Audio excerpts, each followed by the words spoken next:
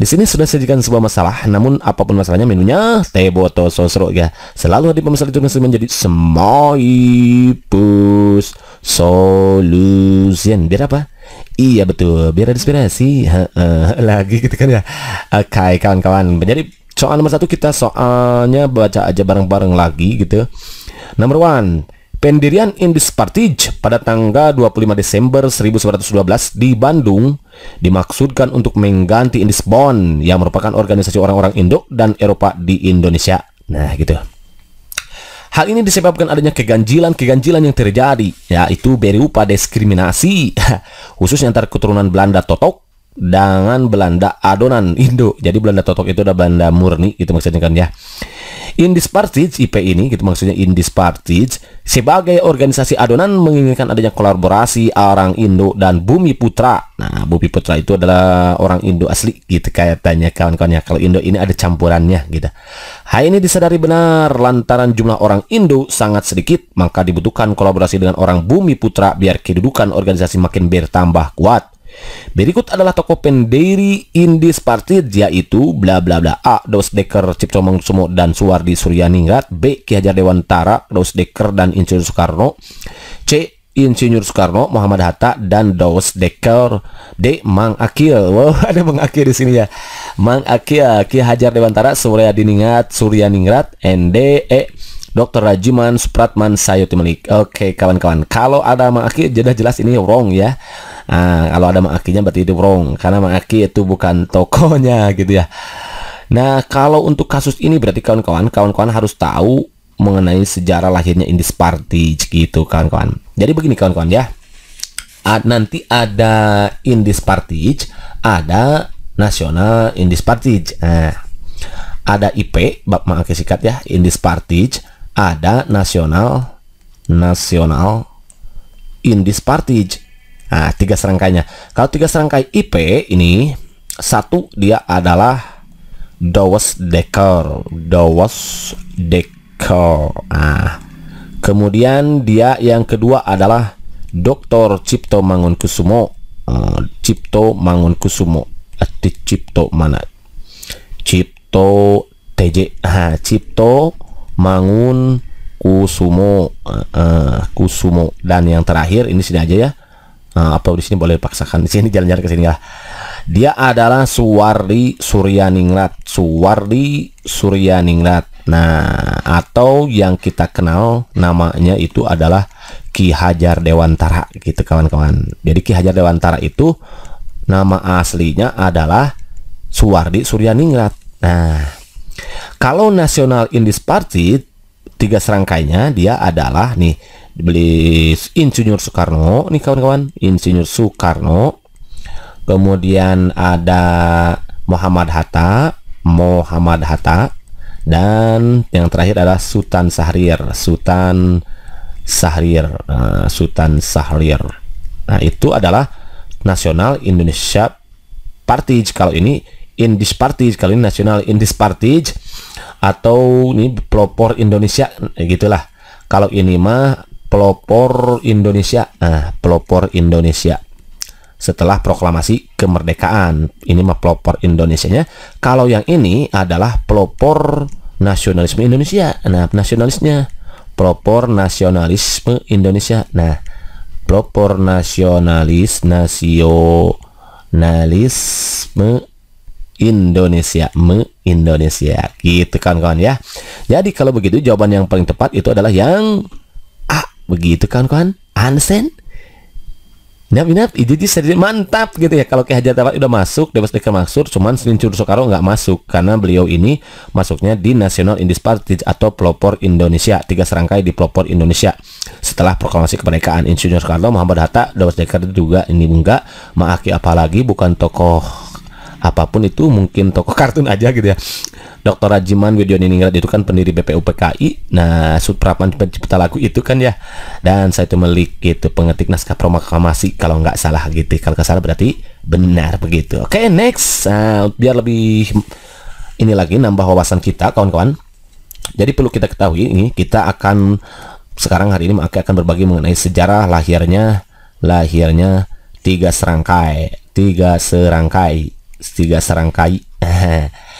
Jadi pertama didirikannya ada Indies Partij kawan-kawan, yang didirikan pada tanggal 25 Desember tahun 1912 di mana? Di Bandung. Oke, nih sejarahnya tuh. Kenapa harus muncul Indies Partij di Bandung ini ya? Karena tadi alasannya nih, untuk menggantikan Indies Bond yang merupakan organisasi orang Indo dan Eropa di Indonesia, karena adanya keganjilan yaitu berupa diskriminasi khususnya antar keturunan Belanda Totok dan Belanda Adonan Indo gitu. Jadi adanya diskriminasi gitu kawan-kawan. Jadi hal yang melatar belakangi didirikannya Indies Partij ini karena adanya diskriminasi antara keturunan Belanda dan orang Indonesia gitu juga. Itu diantaranya. Nah, IP ini adalah organisasi pertama. Dia adalah organisasi pertama. Jadi perlu kita ketahui ya, IP ini organisasi pertama yang menginginkan atau beginilah, jangan kesana dulu. IP ini adalah organisasi campuran yang menginginkan adanya. Jadi IP ini organisasi campuran yang menginginkan adanya kerjasama antara orang Indonesia, dan Bumi Putra, orang Indonesia dan orang Bumi Putra. Nih, Bumi Putra. Nah, kalau Bumi Putra tadi kan seperti mereka katakan dia adalah orang Indonesia asli gitulah. Bumi Putra, pribumi gitulah kawan-kawan ya. Jadi atau lebih dikenal biasanya disebut dengan pribumi Nusantara, yaitu kelompok penduduk. Nah, jadi kalau Bumi Putra itu kalau mau tahu boleh kawan-kawan, kelompok penduduk, mana kelompok penduduk di Indonesia, yang berasal dari berbagai warisan sosial budaya, warisan sosbud ya, sosial budaya, yang sama dan dianggap sebagai penduduk asli Indonesia. Jadi gitu kawan-kawan ya, pokoknya intinya penduduk asli Indonesia lah gitu. Kalau orang Indonesia ini masih campuran gitu kawan-kawan. Jadi ini adalah Indies Partij campuran. Nah, biar menginginkan kerjasama antara orang Indonesia dan Bumi Putra. Nah, usaha-usaha yang pernah dilakukan Indies Partij diantaranya adalah usaha-usaha Indies Partij agar terjadinya kerjasama, agar adanya kerjasama, boleh tulis takutnya lupa gitu ya, agar adanya kerjasama antara antara Indo dan Bumi Putra. Itu diantaranya nih, Bumi Putra boleh kawan-kawan ketahui nomor 1 diantaranya itu menyerap cita-cita nasional. Yang ke-1 itu menyerap cita-cita nasional Hindia atau Indonesia gitu kawan-kawan ya. Kemudian yang kedua adalah memberantas. Nah, memberantas kesombongan. Nah, maka kita nggak boleh sombong kawan-kawan ya, karena kesombongan akan diberantas gitu. Kesombongan hanyalah milik Tuhan gitu kawan-kawan, nggak pantas ada pada diri kita semua. Nih, kesombongan sosial dalam pergaulan. Nah, baik itu dalam pemerintahan maupun kemasyarakatan, gitu. Yang kedua itu. Yang ketiga masih memberantas. Nah, memberantas juga berbagai usaha yang mengakibatkan adanya kebencian antar agama. Nah, ini nggak boleh kan? Nggak boleh ada kebencian di antara kita semua gitu ya, apalagi sudah menyangkut agama, karena itu sudah melanggar sila ketiga, berarti persatuan Indonesia gitu kawan-kawan. Kemudian yang keempat nih, dia memperbesar pengaruh pro Hindia di pemerintahan.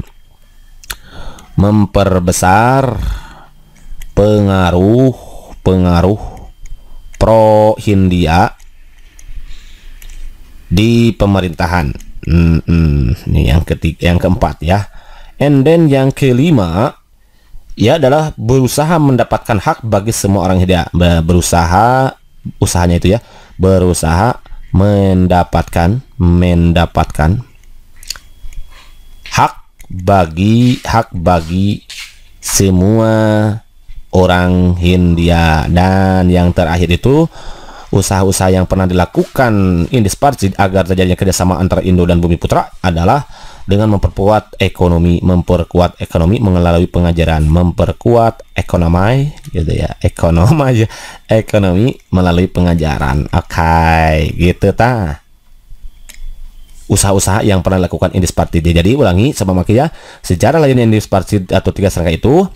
Satu, Indis Partsid itu dibentuk pada tanggal 25 Desember tahun 1911 di Bandung. Nah, Indis Partsid adalah organisasi campuran antara orang Indo dan Bumiputra. Nah, usaha-usaha yang pernah dilakukan agar terjadi kerjasama antara orang Indo dan Bumiputra adalah diantaranya berikut: menyerap cita-cita nasional Hindia Indonesia, memberantas kesombongan sosial dalam pergaulan, memberantas berbagai usaha yang mengakibatkan kebencian antar agama, memperbesar pengaruh pro-Hindia di pemerintahan, berusaha mendapatkan hak bagi semua orang Hindia, memperkuat ekonomi melalui pengajaran. Itu diantaranya usaha-usaha yang pernah dilakukan oleh Indis Partsid. Kemudian nih tokoh-tokohnya, tokoh Indis Partsid tadi sudah dijelaskan oleh Mak Akil nih.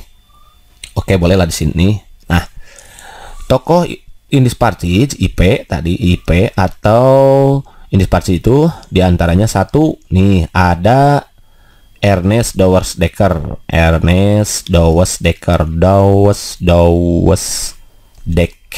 oke gitu, Dekker. Nah, ini beliau juga mengabadikan dirinya dalam dunia pendidikan. Nih dia dunia pendidikan jadi dunia pendidikan. Pada tahun 1940 beliau mendirikan Kesatrian Institut di Sukabumi ya, Kesatrian Institut di Sukabumi, Jawa Barat gitu kan ya, di SMI Sukabumi. Kemudian yang kedua itu adalah Dr. Cipto Mangunkusumo. Dr. Cipto Mangunkusumo, sekarang ada kan rumah sakit Cipto Mangunkusumo. Itu kawan-kawan. Cipto Mangunkusumo. Nah, Kusumo. Yang ketiga itu ada Suwardi Suryaningrat atau yang kita kenal sebagai Ki Hajar Dewantara. Ki Hajar Dewantara, yang mana beliau ini sangat berjasa sekali dalam dunia pendidikan sampai kita saat ini. Kenapa? Karena beliau ini terjun dalam dunia pendidikan.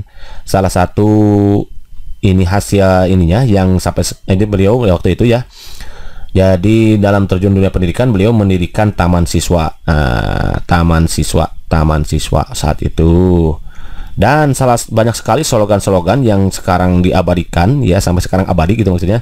Di antaranya ini satu, Tuturi Handayani. Nah, ternyata itu karangan beliau, ciptaan beliau ya, Tuturi Handayani, yang sampai sekarang digunakan slogan oleh Kementerian Pendidikan Indonesia gitu ya. Tuturi Handayani yang dipimpin oleh sekarang itu oleh Mas Menteri. Tuturi Handayani, kemudian Ingarso gitu. Ingarso Sung Tulodo Ing Madya Mangun Karso, Mangun Karsa gitu ya. Pokoknya itu adalah Ingarso Sung Tulodo Ing Madya Mangun Karso, artinya di depan dia harus memberi teladan, di tengah dia harus memberi semangat, di belakang dia harus menyemangati atau mendorong, memberikan dukungan gitu kan ya. Nah, ini adalah karya-karya slogan beliau yang abadi sampai sekarang. Bahkan Tuturi Handayani digunakan sebagai slogan Kementerian Pendidikan Indonesia gitu kawan-kawan. Jadi beliau sangat berjasa sekali di dunia pendidikan. Bahkan hari kelahirannya yaitu tanggal 1889. Nah, hari kelahirannya diperingati sebagai Hari Pendidikan Nasional. Bapaknya pendidikan gitu ya. Hari Pendidikan Nasional, kawan-kawan. Jadi Ki Hajar Dewantara itu atau nama aslinya Suwardi Suryaningrat diabadikan ke hari kelahirannya sebagai Hari Pendidikan Nasional. Bahkan namanya beliau juga, nama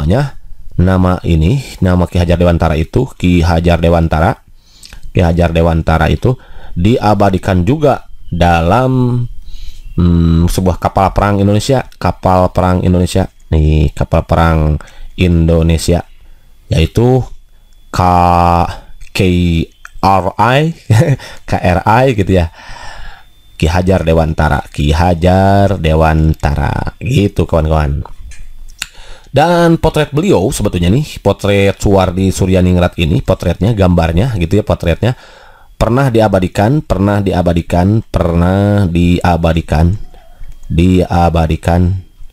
dalam pecahan uang gitu, 20 ribuan. Nah, 20 ribu rupiah. Nah, 20 ribuan waktu itu, yaitu tahun cetakan edisi 1998 yang kemudian ditarik lagi tahun 2009. Kalau sekarang bukan, berarti ya bukan Ki Hajar Dewantara, tapi itu Mang Akil gitu ya, yang sekarang yang ngarep.com ya. Jadi waktu itu pernah diabadikan dalam pecahan uang 20 ribuan edisi tahun 1908 dan ditarik kembali tahun 2009 gitu kawan-kawan ya, sebagai wawasan pengetahuan. Kemudian tidak hanya itu, karena saking besar jasanya kepada kita bangsa Indonesia, nah beliau juga dinobatkan sebagai tokoh pahlawan nasional kedua. Tokoh pahlawan nasional kedua oleh Insinyur Soekarno melalui Kepres, keputusan Presiden nomor 305 tahun 1959 gitulah ya, gitu kawan-kawan ya. Itu terkait dengan nama-nama tokoh 3 serangkai ya, dan sejarah mengenai biografi kehidupannya, atau ya dia apa, draw his life-nya gitu kawan-kawan. Untuk sangat berjasa sekali ternyata di dalam dunia pendidikan untuk Suwardi Suryaningrat Ki Hajar Dewantara. Kemudian nih kawan-kawan, perlu kita ketahui juga, tadi ada tokoh nasionalisme, ada tokoh ada indispartis, ada 3 serangkai indispartis, ada 3 serangkai pelopor Indonesia atau nasional indispartis. Jadi sudah semakin sebutkan tokohnya, di antaranya Insinyur Soekarno, Muhammad Hatta, dan satu lagi adalah Sultan Syahrir. Dan perlu kita ketahui bahwa indispartis ini adalah organisasi partai politik pertama di Hindia Belanda kawan-kawan ya. Itu barangkali kawan-kawan yang bisa disampaikan oleh Mang Akil. Kemudian untuk tujuannya, untuk apa sih didirikan indispartis itu? Nah ya, tujuannya kalau hal yang mendasari lahirnya indispartis itu adalah tadi adanya diskriminasi antara orang Indo dan Bumi Putra. Kalau tujuannya itu ya untuk membangkitkan patriotisme, gitu kawan-kawan ya. Tujuan didirikannya indispartis ini adalah untuk membangkitkan atau membangunkan patriotisme semua Indies ya, yaitu orang-orang Indonesia terhadap tanah air gitu kawan-kawan ya. Barangkali sejarah lahirnya 3 serangkai ini gitu. Understand? Jadi saya mantap. Kalau mantap, next. Soal nomor berikutnya masih ada. Tokoh 3 serangkai yang terjun di dunia pendidikan dengan mendirikan taman siswa adalah bla bla bla. A. Mang Akil gitu ya. B. Muhammad Hatta. C. Suryadiningrat. B. Dosdekel. C. Cipto Mangunkusumo. Kalau Mang Akil ini jelas wrong. Kalau Muhammad Hatta juga wrong. Suryadiningrat. Awas doang. Oke, Cipto Mangunkusumo enggak gitu ya. Jadi tokoh 3 serangkai yang terjun di dunia pendidikan dengan mendirikan taman siswa adalah Suwardi Suryaningrat, atau yang kita kenal sekarang adalah Ki Hajar Dewantara, atau Bapak Pendidikan nih, yang kelahirannya di tanggal 2 Mei itu diperingati sebagai Hari Pendidikan Nasional. 2 Mei ya diperingati sebagai Hari Pendidikan Nasional. Slogan-slogannya tadi Tutwuri Handayani yang digunakan oleh sampai sekarang gitu ya. Tutwuri Handayani itu oleh Kementerian Pendidikan Indonesia ya. Kemudian Ingarso Sung Tulodo ya gitu, Ingmad Jo Mangun Karso gitu ya, gitu kan ya.